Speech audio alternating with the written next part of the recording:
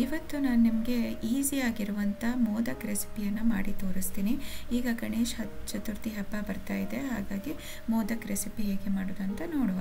ಇಲ್ಲಿ ನಾನು ಒಂದು ಬಾಣಲೆಯಲ್ಲಿ 1 ಗ್ಲಾಸ್ ನೀರಿಗೆ ಸ್ವಲ್ಪ ಉಪ್ಪು ಆಮೇಲೆ 1 ಟೇಬಲ್ ಸ್ಪೂನ್ ತುಪ್ಪವನ್ನು ಹಾಕ್ಕೊಂಡು ಚೆನ್ನಾಗಿ ನೀರನ್ನು ಕುದಿಲಿಕ್ಕೆ ಬಿಡಬೇಕು. ನೀರು ಕುದಿ ಬಂದ ಮೇಲೆ ನಾವು 1 ಗ್ಲಾಸ್ ನೀರಿಗೆ 1 ಗ್ಲಾಸ್ ಅಕ್ಕಿ ಹಿಟ್ಟನ್ನು ಹಾಕ್ಕೊಂಡು ಈ ಥರ ಮಿಕ್ಸ್ ಮಾಡಿಕೊಂಡು ನಾವು ಗ್ಯಾಸನ್ನು ಆಫ್ ಮಾಡಿ ಒಂದು 10 ನಿಮಿಷ ಕವರ್ ಮಾಡಿ ಇದನ್ನು ಹಾಗೆ ಮುಚ್ಚಿ ಇಡಬೇಕು. ನಂತರ 10 ನಿಮಿಷ ಆದಮೇಲೆ ಒಂದು ಬೌಲಿಗೆ ಅದನ್ನು ಹಾಕ್ಕೊಂಡು ನಾನು ಸ್ವಲ್ಪ ನೀರು ಜೊತೆ ಇದನ್ನು ಮಿಕ್ಸ್ ಮಾಡ್ಕೋತಾ ಇದ್ದೀನಿ.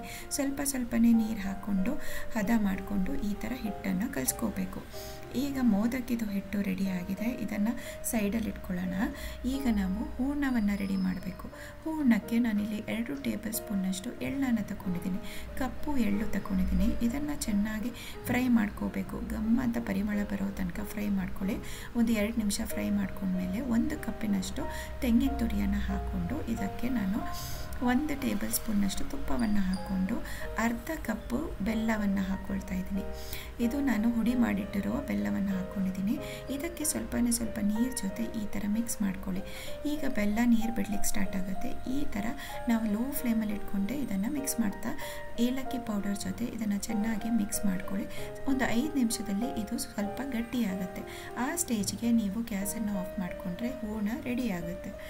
ಈಗ ನಾನು ಹೂರ್ಣವನ್ನು ಸೈಡಲ್ಲಿ ಇಟ್ಕೊಂಡು ಈಗ ಮೋದಕ್ಕಿಗೆ ನಾನಿಲ್ಲಿ ಮೋದಕ್ ಅಚ್ಚನ್ನು ತಗೊಂಡು ನಾವು ಅಕ್ಕಿ ಹಿಟ್ಟು ಮಾಡಿಟ್ಟಿದ್ದೇವಲ್ಲ ಹಿಟ್ಟನ್ನು ಇದಕ್ಕೆ ಫಸ್ಟ್ ಹಾಕಿ ನಂತರ ಹೂರ್ಣ ಮಾಡಿಟ್ಟಿರೋದನ್ನು ಸ್ವಲ್ಪ ಇದಕ್ಕೆ ಹಾಕಿಬಿಟ್ಟು ಚೆನ್ನಾಗಿ ಪ್ರೆಸ್ ಮಾಡಬೇಕು. ಮೇಲಿಂದ ಪುನಃ ಅಕ್ಕಿ ಹಿಟ್ಟನ್ನು ಹಾಕ್ಕೊಂಡು ಈ ಥರ ಕವರ್ ಮಾಡ್ಕೊಳ್ಳಿ.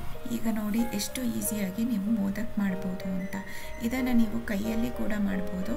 ನಾನು ಮೋದಕ್ಕಿದು ಅಚ್ಚಿಂದ ಮಾಡಿ ನಿಮಗೆ ಪುನಃ ತೋರಿಸ್ತಾ ಇದ್ದೀನಿ. ಸ್ವಲ್ಪ ಅಕ್ಕಿ ಹಿಟ್ಟನ್ನು ಹಾಕ್ಕೊಂಡು ಮೇಲಿಂದ ಸ್ವಲ್ಪ ಫಿಲ್ಲಿಂಗನ್ನು ಹಾಕಿ ಮೇಲೆ ಪುನಃ ಅಕ್ಕಿ ಹಿಟ್ಟನ್ನು ಹಾಕ್ಕೊಂಡು ಕವರ್ ಮಾಡಿದರೆ ಈಸಿಯಾಗಿರುವಂಥ ಮೋದಕ್ ರೆಡಿ ಆಗುತ್ತೆ.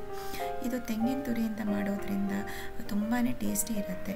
ಇದನ್ನು ನಾವು ಮೋದಕ್ ಎಲ್ಲ ರೆಡಿ ಆದಮೇಲೆ ನಾನು ಸ್ಟೀಮರಲ್ಲಿ ಒಂದು 20 ನಿಮಿಷ ಇದನ್ನು ಸ್ಟೀಮ್ ಮಾಡಿದ್ದೀನಿ.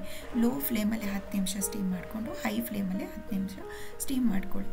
ನೀವು ಈಸಿಯಾಗಿರುವಂಥ ಮೋದಕ್ ರೆಸಿಪಿನ ಮಾಡ್ಕೋಬೋದು. ನಿಮಗೆ ಈ ರೆಸಿಪಿ ಇಷ್ಟ ಆದರೆ ದಯವಿಟ್ಟು ನನ್ನ ವಿಡಿಯೋನ ಲೈಕ್ ಮಾಡಲಿಕ್ಕೆ ಮರಿಬೇಡಿ. ಆಮೇಲೆ ಚಾನಲನ್ನು ಸಬ್ಸ್ಕ್ರೈಬ್ ಮಾಡಲಿಕ್ಕೆ ಮರಿಬೇಡಿ. Thank you.